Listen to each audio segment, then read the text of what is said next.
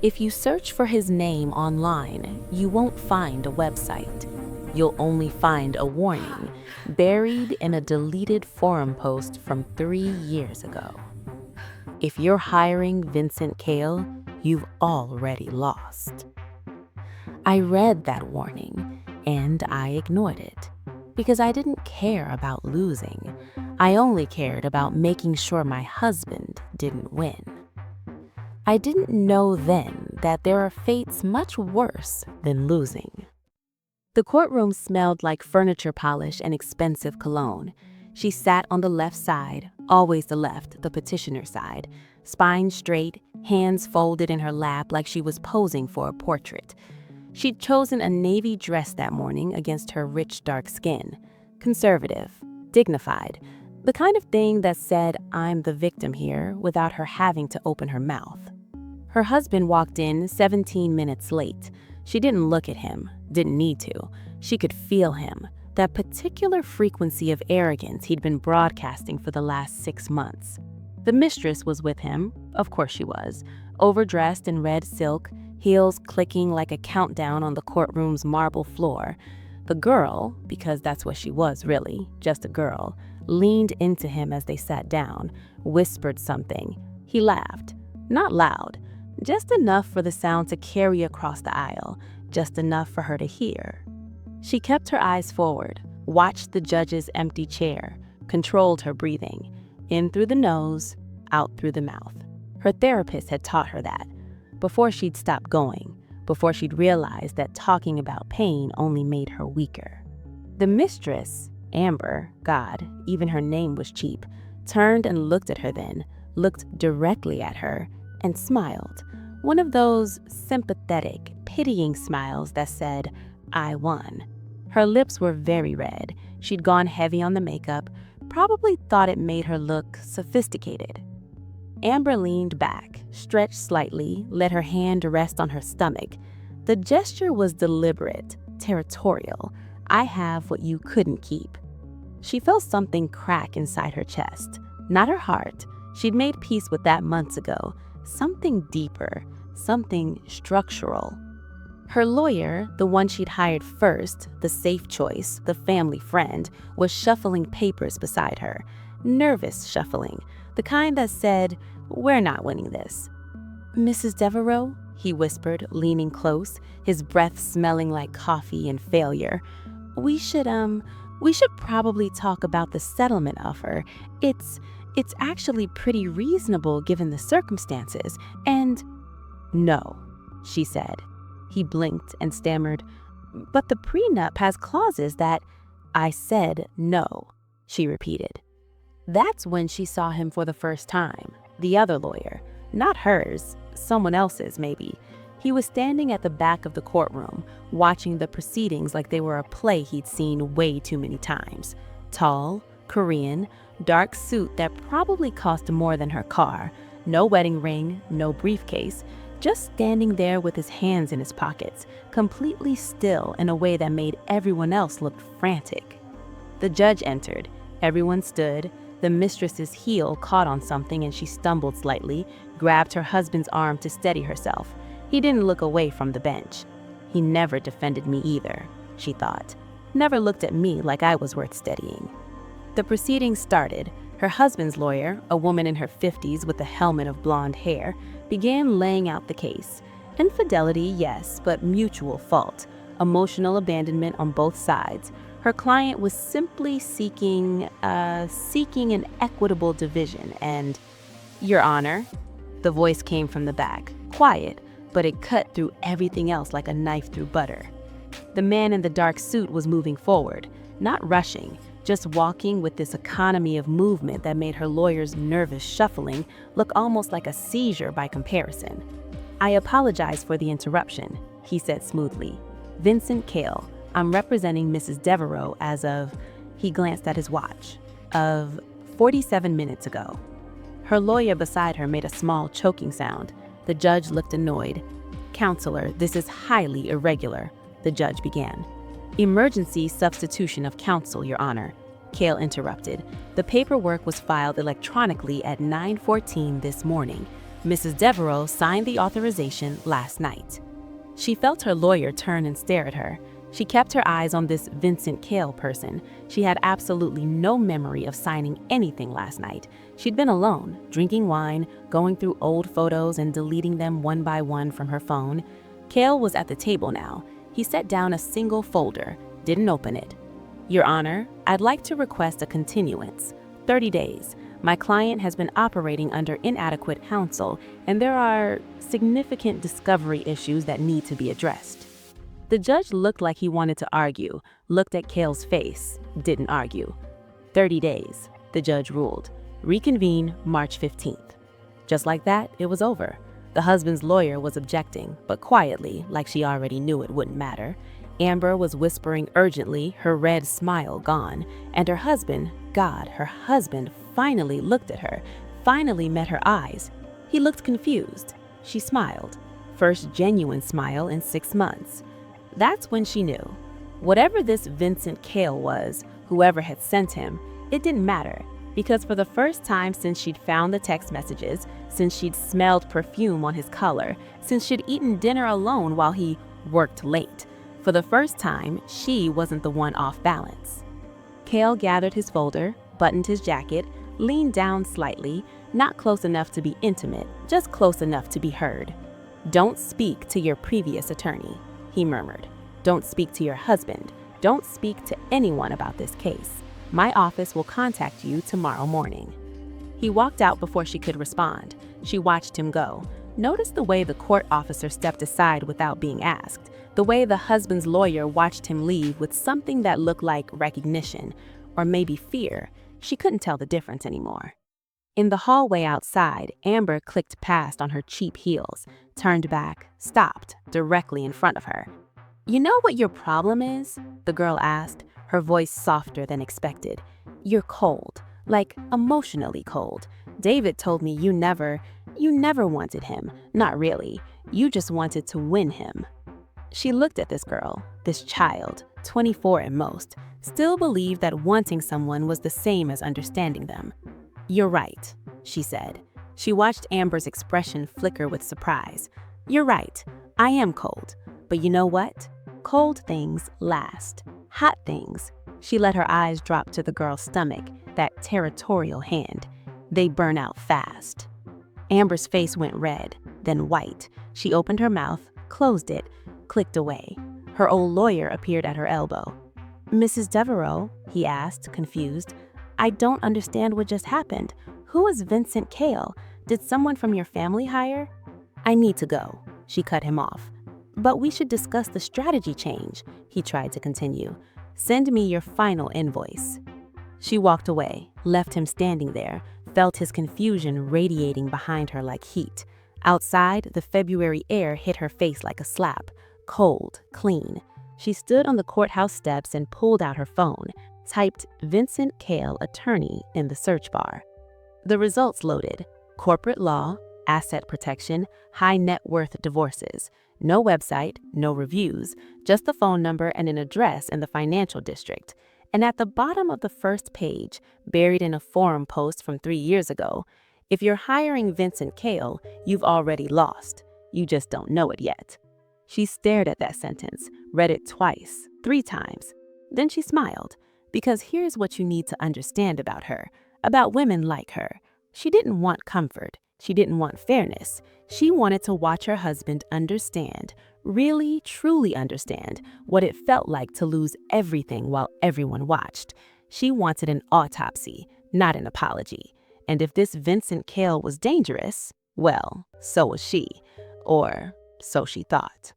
The call came at 7 a.m. the next morning. She was still in bed, hadn't slept, had spent the night doing what any rational person does after meeting a stranger who somehow became their lawyer without them remembering. She'd investigated.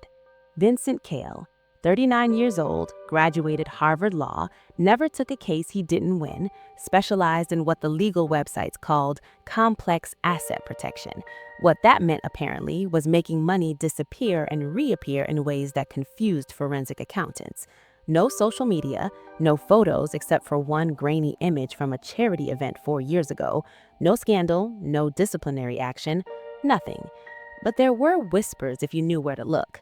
Reddit threads that got deleted, forum posts about restaurants in Koreatown that stayed open late, where men in expensive suits conducted business in back rooms, references to a family with connections, the kind of connections people didn't discuss in polite company. The phone buzzed against her nightstand. Unknown number. "Mrs. Devereaux?" he said. Not a question, that same quiet voice from the courtroom. "Mr. Kael? I have questions about—" "My office," he interrupted. 10 a.m. The address was in the email. "I didn't receive an—" "Check your spam folder," he said. The line went dead. She found the email, timestamp 11:47 p.m. last night. She definitely didn't sign anything last night. Definitely didn't authorize a lawyer she'd never met to take over her case. But she got dressed anyway. Black pants, cream blouse, the armor of the professionally aggrieved.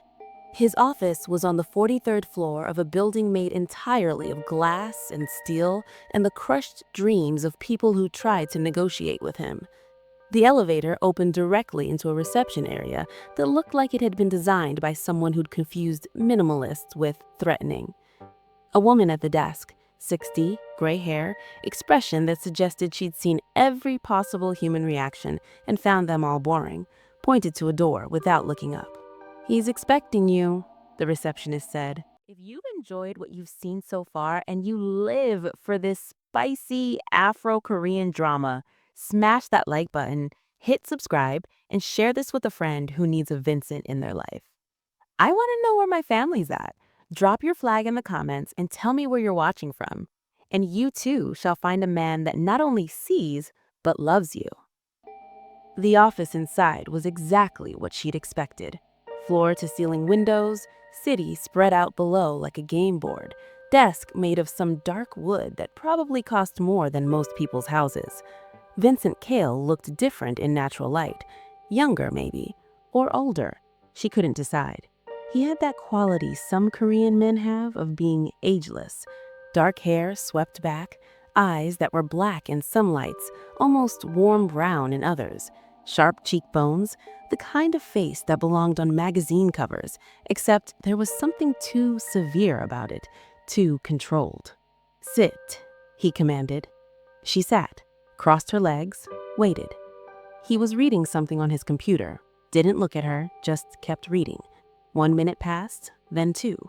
This was a power play. She recognized it because she'd used it herself. Make them wait, make them uncomfortable, make them speak first.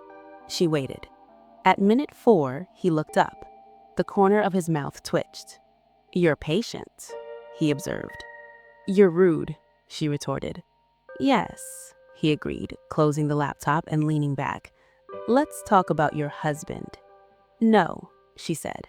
"Firstly, let's talk about how you became my lawyer without me hiring you." "Your sister hired me," he explained. "She called my office 3 weeks ago, said you were about to accept a settlement that would, quote, fuck you for the rest of your life." Her words. Her sister, of course, Mia. The only person in her family who'd stopped trying to convince her that divorce was a sin. "Your previous counsel," Kael continued, "was preparing to let you walk away with 30% of the marital assets, full assumption of the mortgage on a house your husband plans to sell, and no spousal support because of the infidelity clause in your prenup. The prenup says mutual infidelity," she argued, which his lawyer was going to argue. "She had texts between you and a colleague from 2 years ago. Nothing physical, barely flirtatious, but enough to muddy the water." She felt her stomach drop. Jason, the marketing director. They'd gotten drinks twice, complained about their marriages. She'd thought about kissing him once, hadn't. "How did you—" she began. "I'm good at my job, Mrs. Devereaux. So is she, but I'm better." He opened a drawer, pulled out a folder, slid it across the desk. "Your husband has 17 offshore accounts," Kael listed. "A silent partnership in 3 restaurants, a cryptocurrency portfolio worth approximately $2.4 million, and a trust in the Cayman Islands that his family established in 1987 that he somehow never mentioned in any financial disclosure." She opened the folder, stared at numbers that didn't make sense. They lived comfortably. Upper middle class, nice house, good cars. But this... "How much?" she whispered. Conservatively, 18 million, probably closer to 23. The room tilted slightly. She gripped the edge of the desk. I thought he said we had maybe 2 million in assets, total, including the house. He lied, Kael stated. For how long? She asked. The whole time, he answered. She looked up at him. He was watching her with this clinical interest, like she was a specimen, like he was waiting to see which way she'd break. Why? Her voice sounded strange, distant. Why would he hide this? We're married. It's community property anyway. Because men, like your husband, don't think in terms of marriage, they think in terms of control. He wanted you dependent, grateful, small. He paused. He succeeded. The words hit like a physical blow because they were true. She'd been grateful for the house she thought they could barely afford, for the vacations he'd called extravagant, for the credit card with the $10,000 limit that he said was generous. She'd been grateful for crumbs from a man sitting on millions. I want to destroy him, she said quietly. She watched Kael's expression for some sign of judgment or surprise. He nodded once, like she'd passed a test. Good, he said. That's easier. Over the next hour, he laid it out, the strategy. They'd freeze everything, force full discovery, depose the mistress, audit his business partners, make it so expensive, so public, so exhausting that settling would be cheaper than fighting. But here's the thing, Kael said, pouring her a glass of water from a crystal decanter. Your husband is about to get very aggressive. He's going to try to move assets, hide things, and his family, he paused, his family has resources, lawyers, fixers, people who make problems disappear. Are you trying to scare me? She asked. I'm trying to prepare you, Kael replied, sliding another document across. This is an irrevocable trust. We're going to move your personal assets, the inheritance from your mother, the investment account in your name, the property in Vermont, into a protected structure. Your husband can't touch them, the court can't divide them, and if things get complicated, you'll still have access to liquid capital. She picked up the document, read the first page. The language was dense, legal, the kind of thing that required 3 readings and a law degree to understand. Who manages the trust? She asked. A neutral trustee, third party, no conflict of interest, everything's completely above board. This is standard practice in high-asset divorces. What's the catch? She asked suspiciously. He smiled then, the kind of smile that changed his whole face, made him look almost human, dangerous and human. No catch, he said, just protection. She signed, watched him witness it, watched him pull out a notary stamp, he was a notary apparently, because of course he was, and seal it with this grace in his movement that said he'd done this 1,000 times. How long does this last? She asked. 12 months, standard. Then it converts to a revocable structure and you have full discretionary control. And during those 12 months, she pressed. The trustee handles distributions. You submit requests, everything's processed within 72 hours. It's purely administrative. She nodded, watched him file the document in a drawer, lock it. The next 2 weeks were a blur, a calculated storm of subpoenas and discovery requests. She visited his office frequently, late nights, strategy sessions that stretched into the early morning. It was during one of these nights that the air in the room shifted. It was raining, hard. The city below was a smear of gray and yellow light. She was sitting on the leather sofa in his office, reviewing a stack of her husband's credit card statements, hotel charges, jewelry stores. The sheer volume of the betrayal was suffocating. She let the papers fall, dropped her head into her hands, and she did something she hadn't done in years. She let herself look weak. It was staged, of course, a test. She wanted to know if the robot had a pulse. I can't do this, she whispered, her voice trembling perfectly. It's too much. He's going to win. Kael stopped typing. He swiveled his chair, watched her. He didn't offer a tissue, didn't offer reassurance. He just stood up and walked around the desk. He stopped in front of her. She looked up, eyes wide, liquid, vulnerable. He won't win, Kael said, his voice devoid of pity. Unless you let him. She stood up, stepped close to him. I don't know how to fight him alone, she confessed. She placed a hand on his chest, felt the heat of him through the white dress shirt. She expected him to pull away or to lean in with comfort. He did neither. He just looked down at her hand, then up to her eyes. His expression was surgical. He wasn't being seduced, he was observing the attempt. "You aren't alone," he said. When she kissed him, it wasn't romantic. It was a desperate claim for contact, and when he responded, it wasn't with passion, but with efficiency. He took her right there on the leather sofa. It was asymmetrical. She was unraveling, messy, needy, performing her grief and desire. He was silent, watching her face, watching her body respond. He didn't close his eyes. He monitored her pleasure like it was data on a screen. He didn't finish. He stopped abruptly, fixed his clothes, and walked back to his desk while she was still catching her breath, her dress disheveled, her skin flushed. He sat down, picked up a pen. "Your father," he said, not looking at her. "He left when you were 7. "What?" She blinked, disoriented by the sudden coldness. "Your father," Kael repeated. "He left, and your mother took control of the household, became the tyrant to survive the abandonment." "Yes," she said, pulling her dress together, feeling exposed in a way that had nothing to do with nudity. "How did you?" he said. "It explains the pattern," he said, making a note on a legal pad. "You don't want a partner, Rachel. You want a subject. You tried to turn your husband into a subject, and he rebelled. Now you're trying to do it to me." He looked up then. His eyes were black glass. "Get dressed," he commanded. "We have work to do."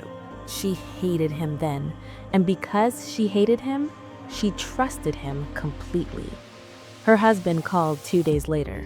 She was at home, packing up his things, boxing his clothes, his books, the stupid golf clubs he'd bought but never used because he'd been too busy fucking Amber in hotel rooms that probably also came out of hidden accounts.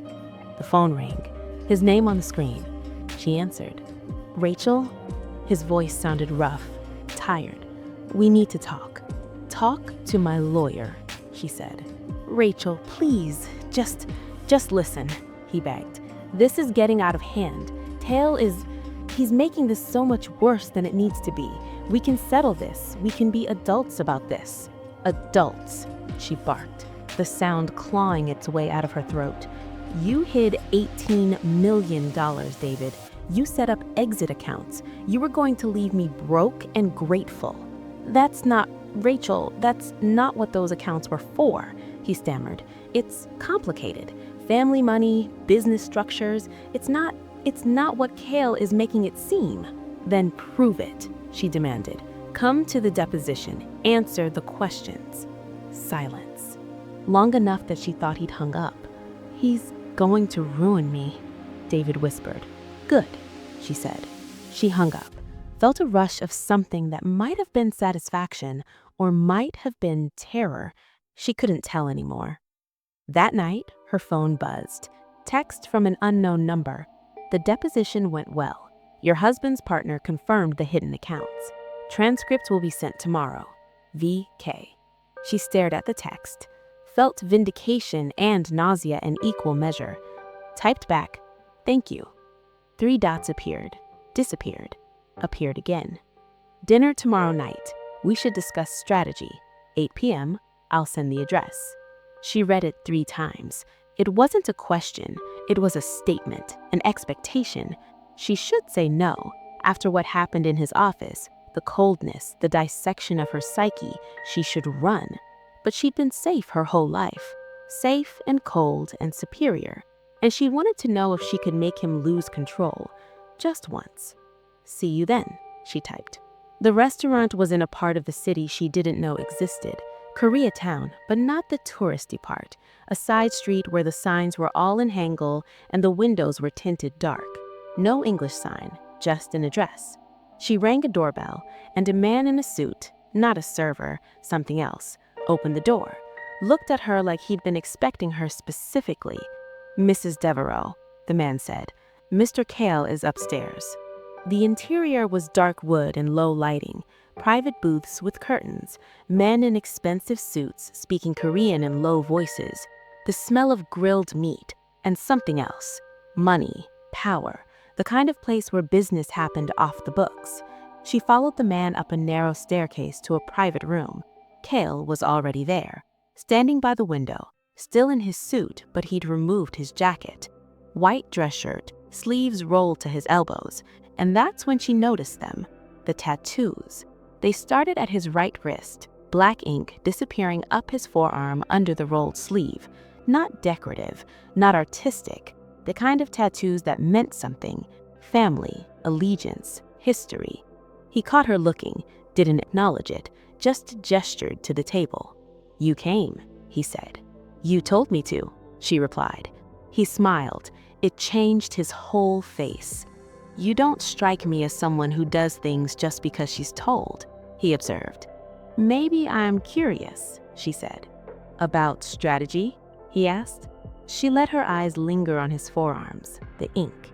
"Among other things," she said. They sat. Wine appeared. She didn't remember anyone taking an order. "Your husband's lawyer called me today, offered to settle, full disclosure of assets, 60-40 split in your favor, plus spousal support." "What did you say?" she asked. "I told her we'd consider it," he answered. Rachel felt something cold settle in her chest. That's a good offer," she said. "It's an excellent offer," he corrected. But, she prompted. "But you don't want an excellent offer," Kael said. "You want blood." She took a sip of wine. "Is that wrong?" she asked. "Wrong?" He leaned back, steadying her. "No, it's human. You want him to suffer the way you suffered. You want him to understand what he took from you." He paused. "The problem is, suffering is expensive, and revenge has diminishing returns." "You sound like you speak from experience," she observed. "I watch people destroy themselves for revenge," he said. "It's not pretty." She set down her glass, met his eyes. "You're very good at watching, aren't you?" she said. "It's my job," he replied. "Is it?" Her voice dropped, deliberate. "Or is watching just what you do?" Something shifted in his expression, not surprise, more like recognition. "Tell me about your marriage," Kael said. So she told him, not the edited version, the real version, how she'd met David, how she thought, finally, someone who matches me. "Matches you how?" he asked. "Ambition," she listed, "drive, intelligence." "You sound like someone who confused compatibility with competition," Kael noted. The words landed hard. "I loved him," she said, but it came out like a question. "Maybe," Kael said, "but you needed to win more than you needed to love, and eventually he figured that out." She felt her face flush. "So this is my fault? He cheated because I was too successful?" she snapped. "He cheated because he was weak," Kael said. "But you," he leaned forward, "made him feel weak until feeling weak became his entire identity in your presence." "So I deserved this?" she whispered. "No one deserves betrayal," he said softly, "but you made it inevitable." The words hung in the air. She should have been angry, but instead she felt something crack open. "I don't know how to be like this," she said quietly. "I don't know how to be soft." "Most people don't," Kael said, refilling her glass. His hand was steady, the tattoos shifting with the movement. "The difference is, most people pretend. You never learned how." They talked for hours, about her childhood, about marriage and power. At some point, the food was cleared, the wine bottle was empty. "I should go," she said, but didn't move. "You should," he agreed. "Will you walk me out?" she asked. He stood, offered his hand. She took it, let him pull her up. They were very close suddenly. She could smell his cologne, something expensive and subtle. He looked at her, and this time the calculation in his eyes was different. It wasn't the look of a lawyer assessing a client. It was the look of a man assessing a risk and deciding to take it. He kissed her. It wasn't like in the office. This wasn't a test. This was a collision. He didn't ask if she wanted to leave. He just took her hand and led her out the back entrance into a waiting black car. He gave an address she didn't recognize. 20 minutes later, they were in a penthouse that overlooked the entire city. It was stark, minimalist, cold, just like him. When he touched her this time, there was no observation. It was mutual. It was a fight for dominance disguised as sex.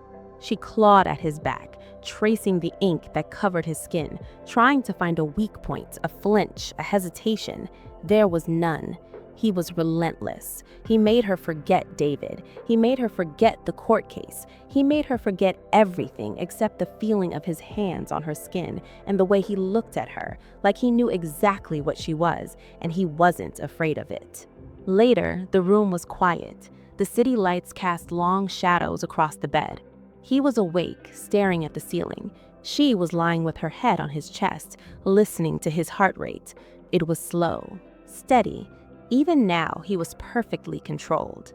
She ran a hand down his chest, felt a surge of triumph so potent it was almost dizzying. She had done it. She had broken through. The monster in the suit, the man everyone feared, he was here, in her bed, under her hand. She had won. She propped herself up on one elbow, looked down at him. He turned his head to look at her. His expression was unreadable. She smiled, a slow, victorious smile. "You're mine now," she whispered. He looked at her for a long second. His eyes were black pools. There was no affection in them, no surrender. "If you say so," he said. He sat up, slid from under her hand, walked to the chair where his clothes were piled. He started dressing, shirt, trousers, belt. "Where are you going?" she asked, sitting up, the sheet clutching to her chest. "Home," he replied. "But," she started, "I'll see you at the settlement conference at 2. Wear something that says, 'I'm reasonable.'" He finished buttoning his cuffs, covered the tattoos, put on his jacket. He didn't kiss her goodbye. He didn't even look back. She sat alone in the massive, cold bed, the triumph in her chest curdling into something sharp and anxious. "If you say so." It wasn't an agreement, it was a challenge. The settlement conference was in a neutral office. Mediator, their lawyers, David and Amber. Kael was already there when Rachel arrived. Professional, distant, no indication that 12 hours ago he was inside her. "Mrs. Devereaux," he said, gesturing to a chair. She sat. David looked terrible. Amber looked bored. The mediator started her spiel about finding common ground. "We accept the settlement offer," Kael said. "What?" Rachel's head snapped toward him. 60-40 split. Full disclosure. Spousal support for 3 years. My client accepts. David's lawyer looked relieved. David looked suspicious. Amber looked bored. Rachel felt the floor drop out from under her. "We need a moment," she said tightly. In the hallway, she turned on Kael. Her voice was a hiss. "What the hell was that?" she demanded. "That was me doing my job," he replied. "Your job is to destroy him," she argued. "My job is to get you the best possible outcome, and that offer is better than you'd get from trial. I thought," she stopped, her voice shook. "Last night, I thought." Kael's expression didn't change. "You thought you had leverage," he said. "You thought because you slept with me, you owned me, that I would do what you wanted because of sentiment." He stepped closer, his voice dropped to a whisper. "You're thinking emotionally. I'm thinking strategically. Take the money, move on, rebuild." She stared at him, the memory of his skin against hers, the ink, the heat. It all felt like a hallucination now. "Unless," he said softly, "you reject it, keep fighting, spend another 6 months in litigation. We can do that. I'll bill you for every minute." It was the tone that did it, that clinical, detached tone. "If you say so." He had warned her. He had told her exactly who he was. "Fine," she said. "We settle." They went back in, signed papers. Afterwards, in the elevator, Kael spoke. "There's still the trust to unwind. Come by the office next week. We'll handle the paperwork." "Great," she said. "Rachel," he began. "Don't," she snapped. "Just don't." The elevator doors opened. She walked out, didn't look back.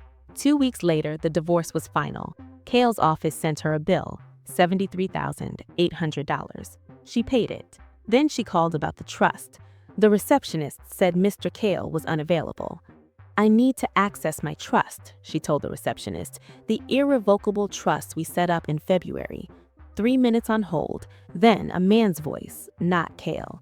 "Mrs. Devereaux, I'm looking at the trust's documents now. The irrevocable period, it doesn't convert until February of next year. You can submit distribution requests through the trustee portal." "I need to liquidate the entire thing. Close it." That's not possible during the irrevocable period. That's what irrevocable means." "Then I need to speak to the trustee." "The trustee is a corporate entity." "I need to speak to Vincent Kael." "Mr. Kael is no longer your attorney." She hung up, found the trust documents, actually read them this time, every word. Discretionary distributions subject to trustee approval. Reasonable living expenses covered. Liquidation prohibited during the irrevocable period. Beneficiary retains beneficial interest, but not control. She stared at the signature at the bottom. Her signature, notarized, legal, binding. She'd signed away control of $3 million for 12 months to a neutral corporate trustee that turned out to be a shell company registered in Delaware with a P.O. box address and no phone number. She drove to his office, stormed past the receptionist, opened his door. He was with the clients, a woman younger than Rachel, crying. He looked up, saw Rachel, showed nothing. "I'll need to call you back," he said to the woman. He stood and gestured to the door. "Mrs. Devereaux, this is inappropriate." "You trapped me," she screamed. The crying woman looked between them, left quickly. Kael closed the door behind her. "I didn't trap you," he said. "I protected you." "Protected me?" she yelled. "I can't access my own money." "You can," he countered. "Submit a distribution request, as long as it's reasonable." "Reasonable? Who defines reasonable?" "The trustee," he answered. "The trustee that doesn't exist, the shell company that you control." He walked to his desk, sat, laced his fingers together. "Rachel, you would have destroyed yourself, taken the money and spent it on revenge. You would have become the bitter, vindictive woman everyone already thinks you are." "So you decided to control me instead," she accused. "I decided to protect you from your worst impulses," he corrected. She laughed. It sounded hysterical. "By trapping my money for a year," she scoffed. 12 months from signing, which means you have 9 months left. Submit reasonable distribution requests, live modestly, reflect, and next February you get everything back, hopefully with some perspective. She felt like she was going to throw up. "You son of a bitch," she whispered. "You planned this, the dinner, the hotel, making me think I had won." He met her eyes. "You needed to feel like you conquered the monster, Rachel," he said. "So I let you. I gave you exactly what you wanted, a victory." He stood up. "And while you were celebrating your victory, I was securing your future. I'll sue you," she threatened. "On what grounds?" he asked calmly. "We have a signed, notarized trust document. You had independent counsel available. You chose not to consult them. There's no fraud, no duress." He walked to the door, opened it. "Go home, Rachel. Sleep this off." She walked past him, stopped in the doorway. "That night," she whispered, "was any of it real?" He looked at her. "Does it matter?" She went home. Tried to access the trustee portal, logged in, saw her account balance, $2,947,382.16. Untouchable. She submitted a distribution request, $50,000, for living expenses. Request denied.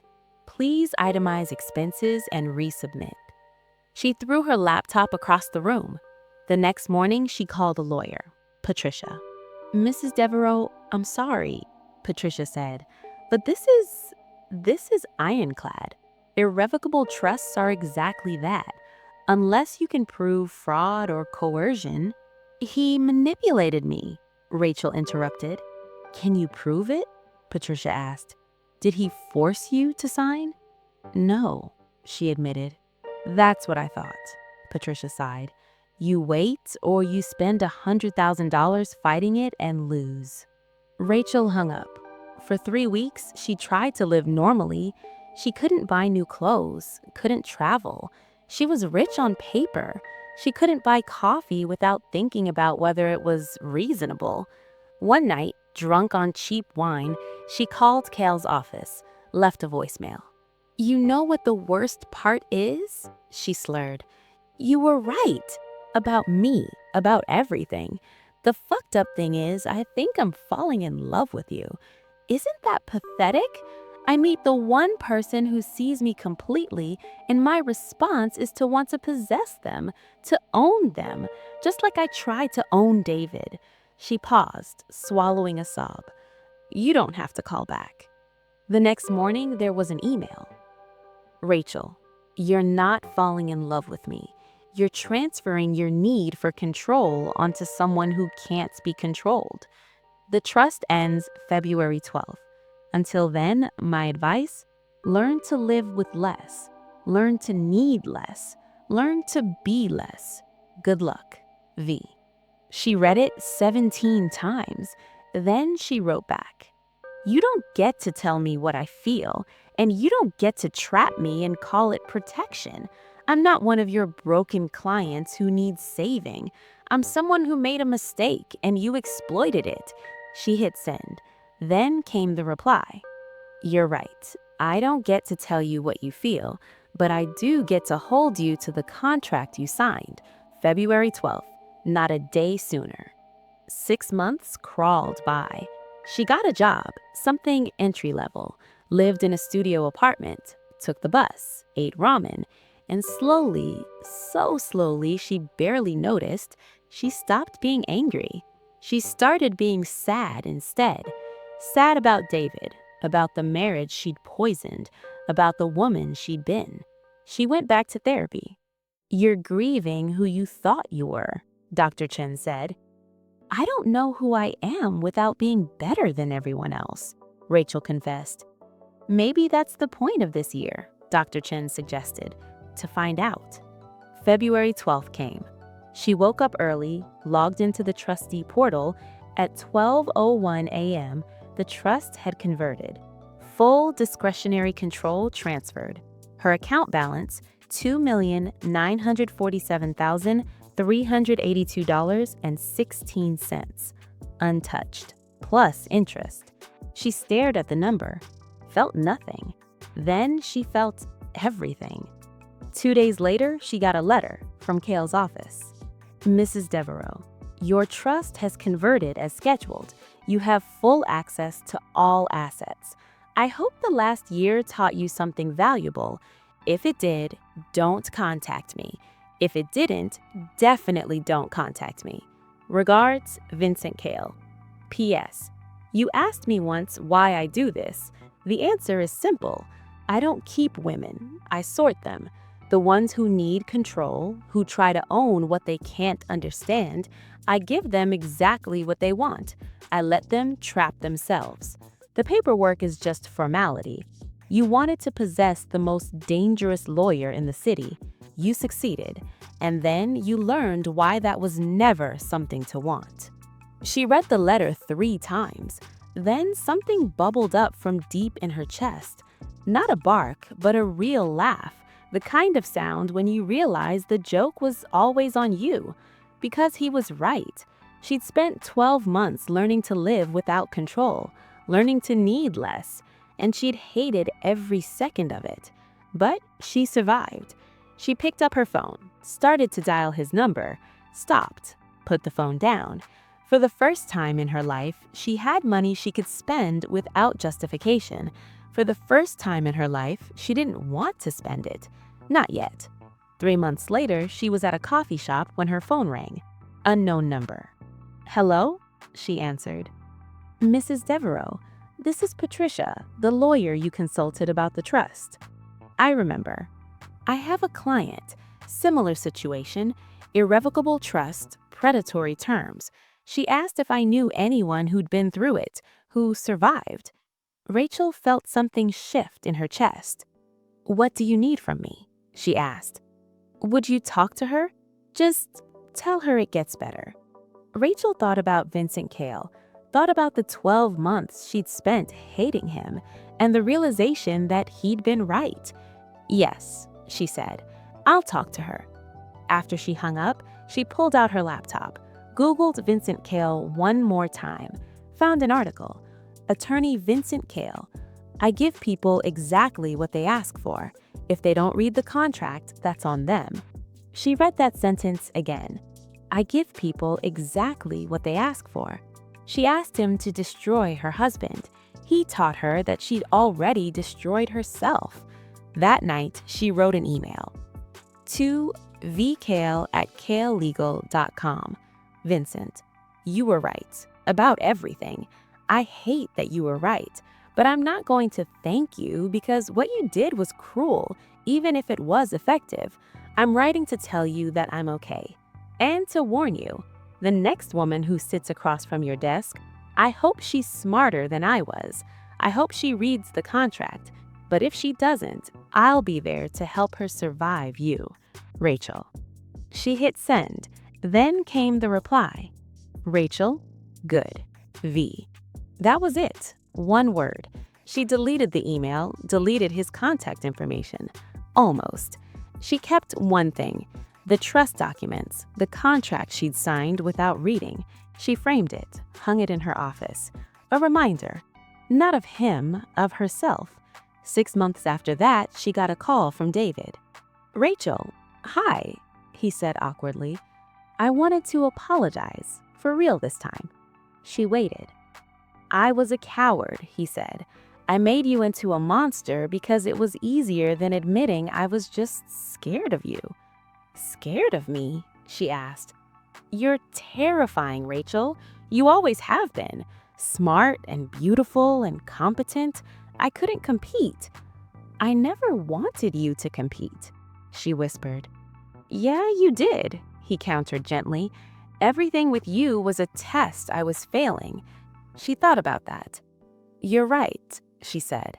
I made you small to feel big. And I let you, he added. We destroyed each other. Yeah, we did, she agreed. Long silence. Are you happy? He asked. I'm getting there, she smiled. Good, that's all I wanted to know, he said. He hung up. She sat there for a long time. Then she smiled. 8 months after that, she saw Vincent Kael. Pure accident, charity event. He was across the room, same dark suit, same unreadable expression, talking to a woman who looked exactly how Rachel had looked the first day. Desperate, certain, convinced she was the exception. Their eyes met. He didn't smile, didn't acknowledge her, just held her gaze for 3 seconds, then turned back to his conversation. She watched him for a moment, watched him do what he did, sort, measure, decide. Then she left, because she finally understood. He wasn't a villain, he wasn't a savior, he was a mirror. And sometimes the cruelest thing someone can do is show you exactly who you are. She thought she won the case. He learned everything he needed to know, and she learned something too. How to lose, how to survive losing, and finally, how to live without winning. Thank you for watching till the end and spending your time with me and with Rachel's story. There is so much more heat and drama coming your way. Don't forget to like, share, and subscribe. Take care of yourselves, and I'll see you in the next one. Bye, lovies.